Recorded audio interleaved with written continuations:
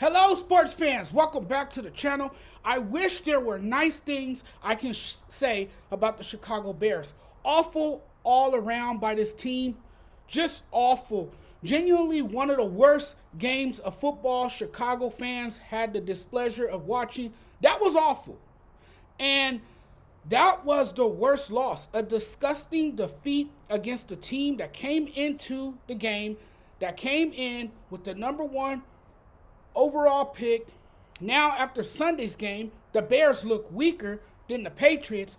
I don't even know how you act right now if you're a Chicago Bears fan. I don't know how those people react to everything that has happened. I don't even know why Chicago fans would be sad, to be honest. It's been like this for so long that by now they should know what it's going to be like every year. You got people screaming, fire Matt Eberflus. Caleb Williams is there.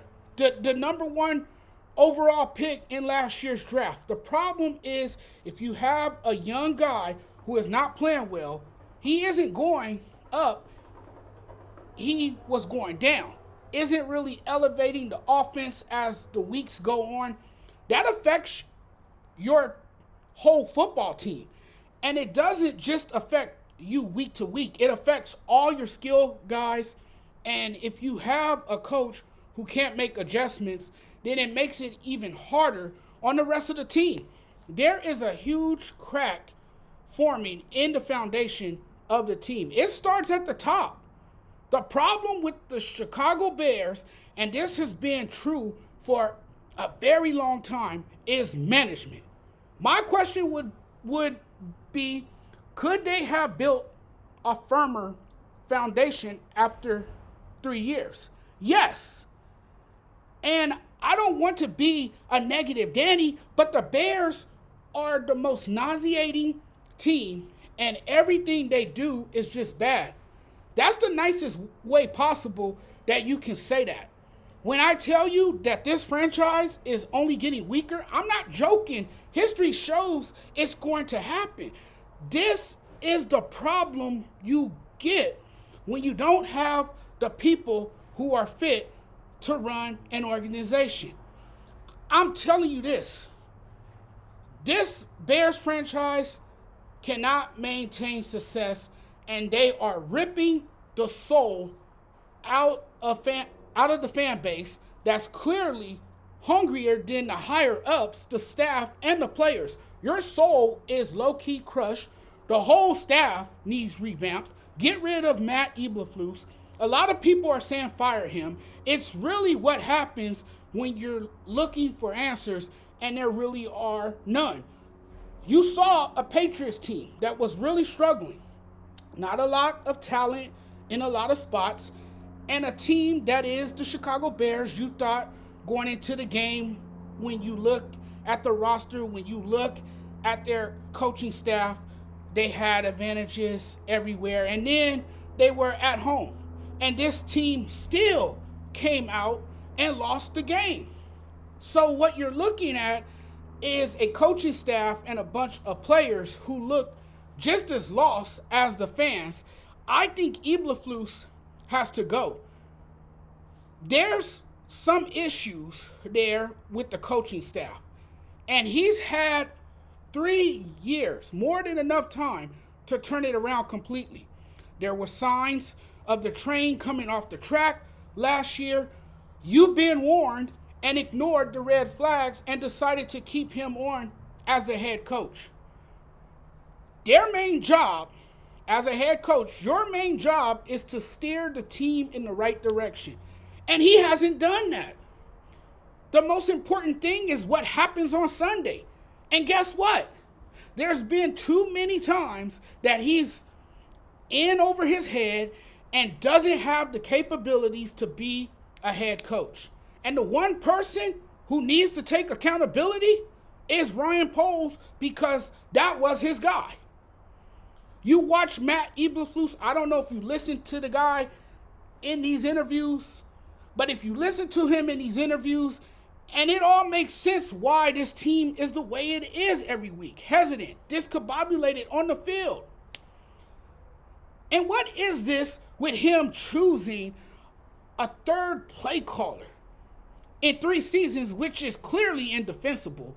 At this point, I'll say he's not qualified to make that call. He's not an offensive guy. It's never been more clear that it's time to move on.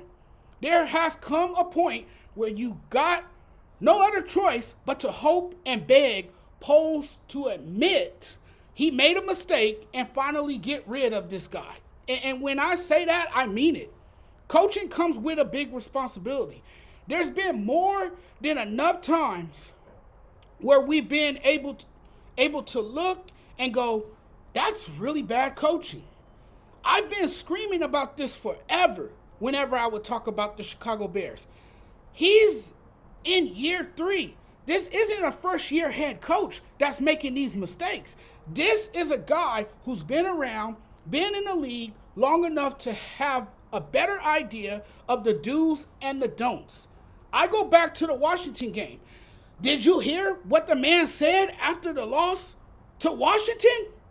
To defend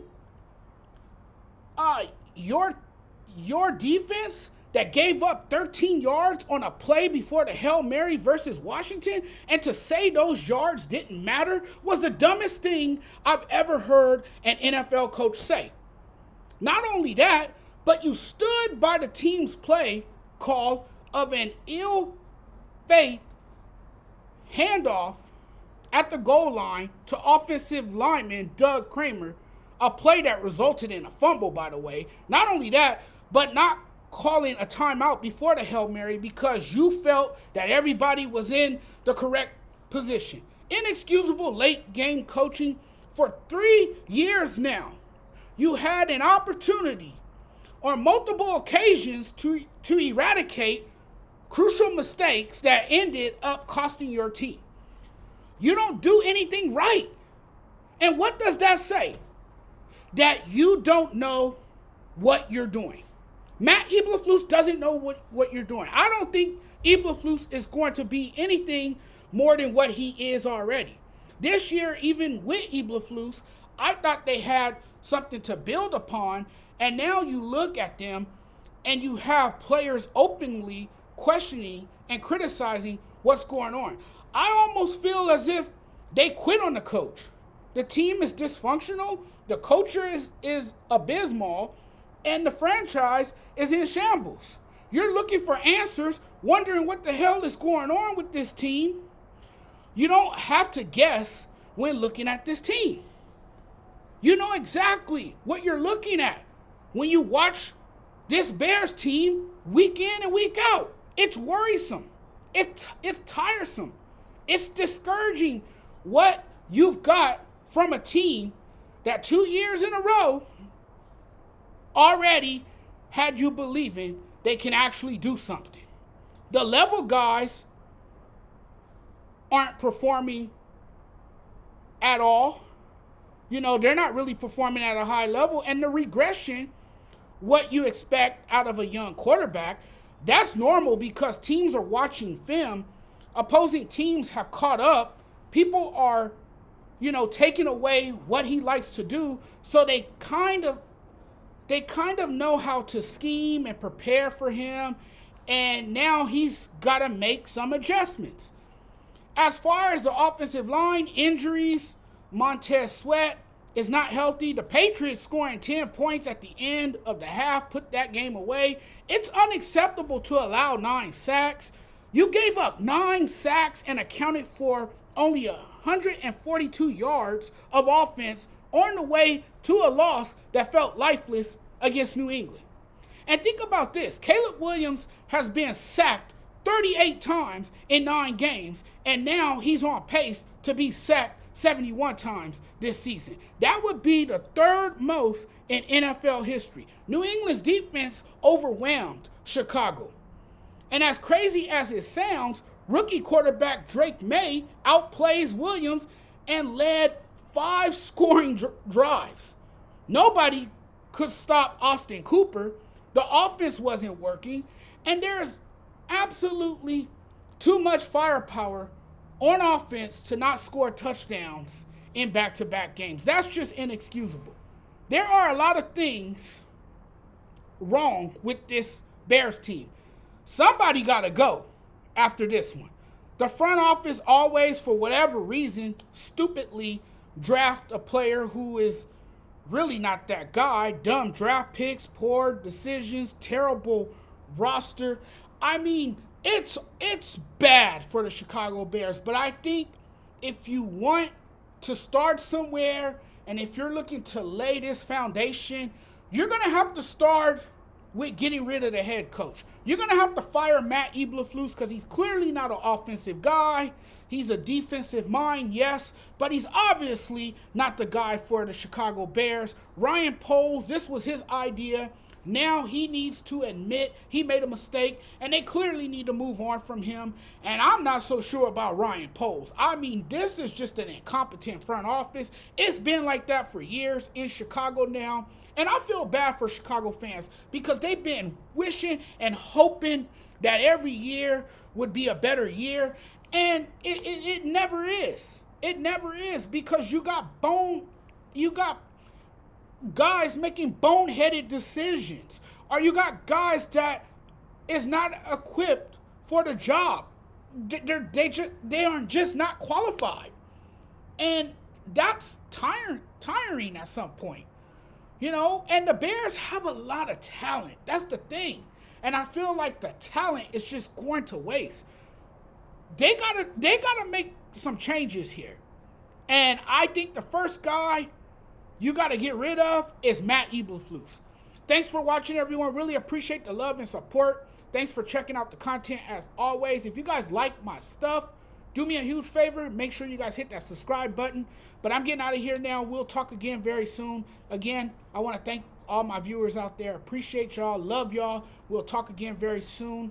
I'll see you guys maybe sometime later today or sometime again tomorrow. But very soon. Take care, everyone. Peace.